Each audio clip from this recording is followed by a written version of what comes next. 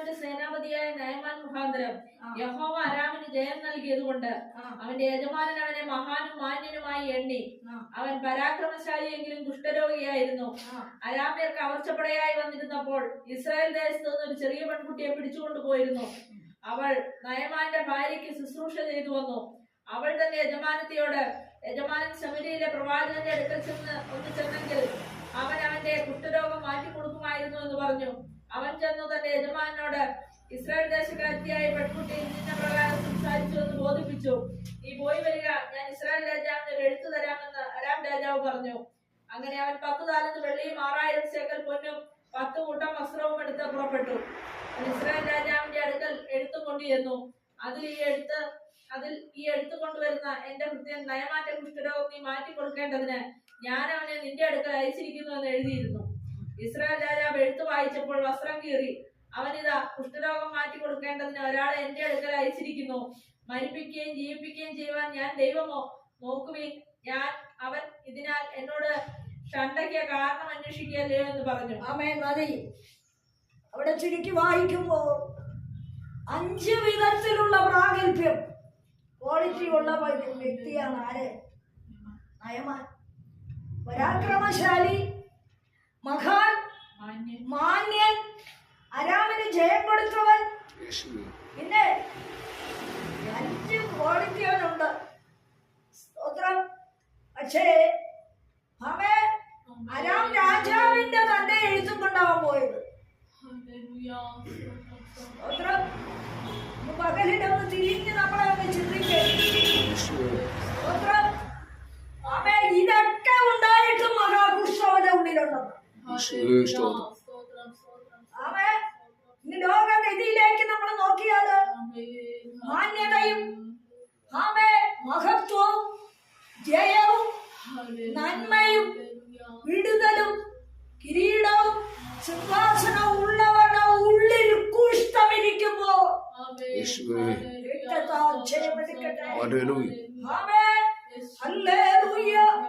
ദൈവത്തെ കുറിച്ചുള്ള ബോധ്യം ലഭിച്ചത് ആർക്കാണ്? ഒരു പാവം പെൺകുട്ടിയുടെ വായ്പഴിയാണ് അവന്റെ കുഷ്ഠത്തെ മാറ്റുവാൻ പരിശുദ്ധാത്മാവനെ അയച്ചത്. പകലിലൊന്ന് തിരിഞ്ഞു വരണം. ദൈവത്തോടുള്ളതിന്റെ സ്നേഹത്തിനൊരു പ്രദർശനമായി നിന്നെ തന്നെ ഒരുക്കുവാൻ നീ തയ്യാറില്ലെങ്കിൽ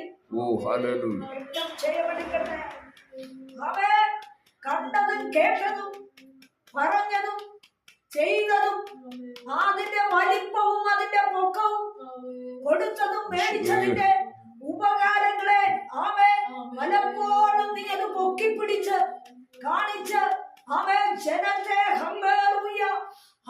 വശീകരിക്കാതെ ഞാനൊന്നുമല്ല കർത്താവ്, എന്റെ ഉള്ളിൽ ഇടങ്ങിച്ചേരുവാൻ വയ്യാത്ത, വിധേയത്വമില്ലാത്ത, അനുസരണമില്ലാത്ത, ശാഠ്യ സ്വഭാവമുള്ള ചില കുഷ്ഠങ്ങൾ എന്റെ ഉള്ളിൽ നിറഞ്ഞിരുമുണ്ട്. കർത്താവേ, ഒരു പൂർണ്ണ വിടുതല് ഞാൻ ഉദ്ദേശിക്കുന്നത് പോലെ എന്റെ ഉള്ളിൽ വരാത്തത്, വിട്ടുകൊടുക്കാത്ത, വിധേയപ്പെടാത്ത, അനുസരിക്കാത്ത, ഏൽപ്പിച്ചു കൊടുക്കാത്ത ചില ദുർമനസാക്ഷിയുടെ ഈരിപ്പിടമായി ഞാൻ മാറുന്നത് കൊണ്ട് കർത്താവേ, ഞാൻ സന്തോഷം അനുഭവിക്കുന്നില്ല, ഞാൻ പൂർണ്ണത അനുഭവിക്കുന്നില്ല. ദൈവത്തെ സ്തുതിക്കുന്ന വ്യക്തിയോ, ദൈവത്തെ ആരാധിക്കുന്ന വ്യക്തിയോ, ദൈവത്തിന്റെ നാമത്തെ അറിഞ്ഞ വ്യക്തിയോ, പലതും ദൈവനാമത്തിന് വേണ്ടി വിട്ടുവീഴ്ച ചെയ്യുന്ന വ്യക്തിയാ. പക്ഷേ നിന്റെ ഉള്ള് നിന്റെ ശാഠ്യ സ്വഭാവത്തിലാണ് മുമ്പോട്ട് പോകുന്നതെങ്കിൽ, നിന്റെ ദുരഭിമാനത്തിലാണ് നീ മുമ്പോട്ട് പോകുന്നതെങ്കിൽ, നീ ചെയ്യുന്നതൊക്കെ വെള്ളത്തിൽ വരച്ച വരയായി മാറും. കാരണം അവൻ ദൈവത്തിന്റെ സ്നേഹത്തിന്റെ വലിയ പ്രദർശനമാണ്. അവൻ തകർന്നതൊന്ന് ശ്രദ്ധിക്ക്. അവൻ ദൈവ സ്നേഹത്തിന്റെ പരമോന്നതമായ അനുഭവമാണ്. ആ അനുഭവത്തിന്റെ മുമ്പിൽ നിൽക്കുമ്പോ നിന്റേതായ ശാഠ്യമോ ദുരഭിമാനമോ വിട്ടുവീഴ്ചയില്ലാത്ത മനോഭാവമോ ഒരു വിഷയവും അവന്റെ മുമ്പിൽ വിലപ്പോലെ ദൈവം പറയുന്നു, ഞാൻ സ്നേഹമാകുന്നു. സ്നേഹത്തിന്റെ ആർദ്രത, അതിന്റെ കരുണ, അതിന്റെ വിധേയത്വം, അതിനുള്ള വിശ്വാസത്തെ നിനക്ക് അരക്കിട്ട് ഉറപ്പിക്കുന്ന ഒരു അനുഭവം നിന്റെ ജീവിതത്തിൽ വെളിപ്പെട്ടാൽ നിന്റെ ക്രിസ്തീയ ജീവിതം വിജയമാണ്.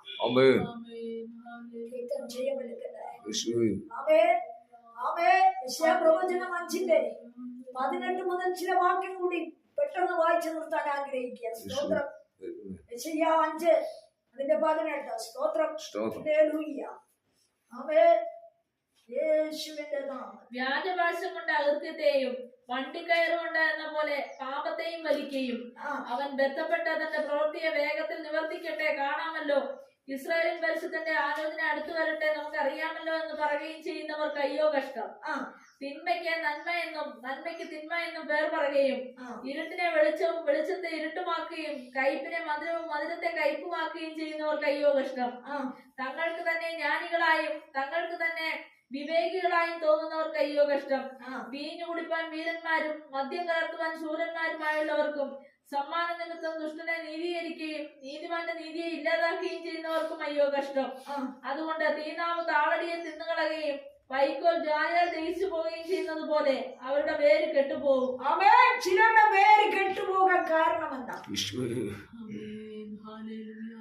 പ്രവാചകൻ മറ്റൊരു സ്ഥാനത്ത് വിളിച്ചു പറയുന്നുണ്ട്, പണയം പണം ചുമക്കുന്നവർക്ക് അയ്യോ കഷ്ടം.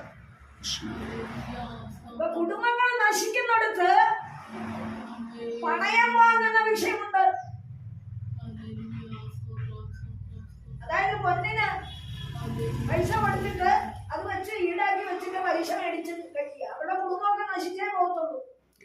അവിടെ തലമുറക്ക് ശാപമുണ്ട്. അവര് സ്വസ്ഥത അനുഭവിക്കത്തില്ല. ഇതൊക്കെ ദൈവത്തിന്റെ വ്യവസ്ഥപ്പെട്ട കാര്യമാണ്. ഞാൻ ഇവിടെ പറയുക, ഹല്ലേലൂയ. വ്യാജഭാഷ കൊണ്ട് കൈ മുഴുവൻ അകൃത്യമാണ്. വ്യാജഭാഷം. പിന്നെ വണ്ടിക്കയറ് അല്ലേ? വണ്ടിക്കയറുകൊണ്ടെന്ന പോലെ പാപത്തെ വലിക്കുന്നു.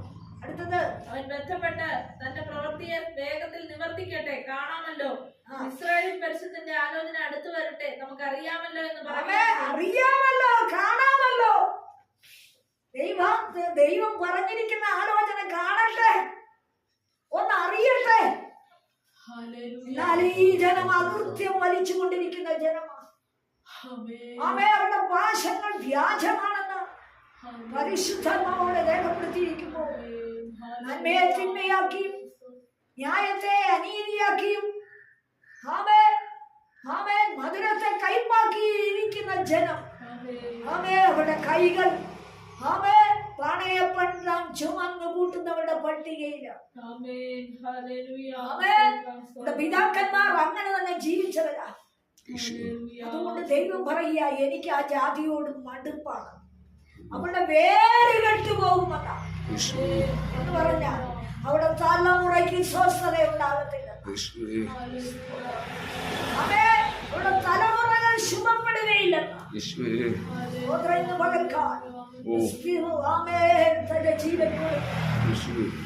നമ്മളെ സ്നേഹിച്ച് വീണ്ടെടുത്തെങ്കിൽ പഴയതിൽ നമ്മൾ കഴിഞ്ഞുപോയ പാപങ്ങളെ അവർ കണക്കിടാതെ അതിൽ നിന്ന് നമ്മളെ വീണ്ടെടുത്ത് വേർതിരിച്ച് ശുദ്ധീകരിച്ച് ദൈവപക്ഷത്ത് നിർത്തിയിരിക്കുന്നെങ്കിൽ നീ ആരാണ് ദൈവത്തിന്റെ ദാസനെ വിധിക്കുവാൻ?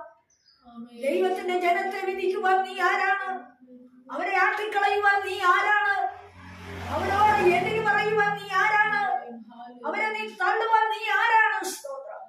പകൽക്കാലം നമുക്കൊരു മടങ്ങി വരവും വരാം. കർത്താവേ, ഞങ്ങൾ പലപ്പോഴും പാപത്തിൽ അകപ്പെട്ടു പോകും. ഞങ്ങൾ പലപ്പോഴും അനീതി ചിന്തിക്കുന്നു. ഞങ്ങൾ പലപ്പോഴും കൈപ്പാക്കി കളയുന്ന കർത്താവേ, പലതിനും ഞങ്ങൾ തിന്മ കാണുന്ന കർത്താവേ, പലതിനെയും ന്യായം തെറ്റിച്ച് കളയുന്ന കർത്താവേ.